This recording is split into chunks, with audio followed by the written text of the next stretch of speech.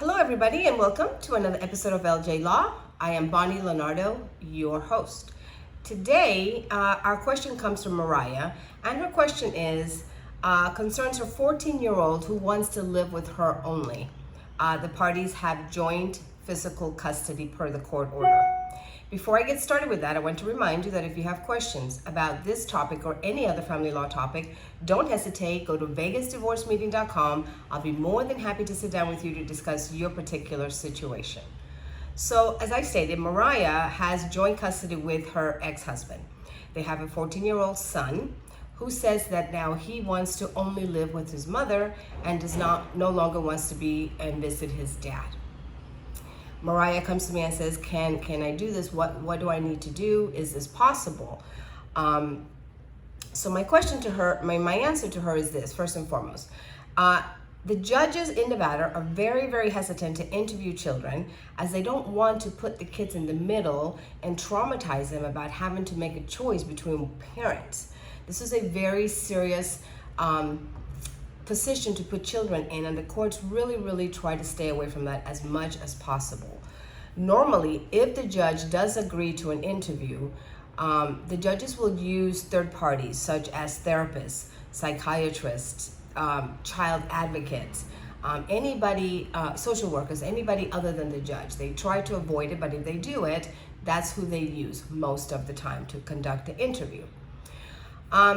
The child's wishes are something that the judges will listen to, will consider, but it plays a very small part in the judge's decision as to whether or not to change custody from joint to primary based on the child's wishes. The courts believe in Nevada that it is in the best interest of the children always to have both parents in their lives. And so for that reason, it's a very hard hurdle to jump through. You must have really good reasons why the child doesn't want to go to one parent. And you must present that to the court in the best possible light, in light of the child's best interest.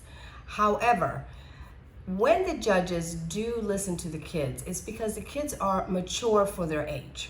They have good grades, they are honest, they're responsible, they show that they are responsible for their age, and they're not asking to go to one parent's home versus the other because one parent is a Disneyland parent and the other one is strict.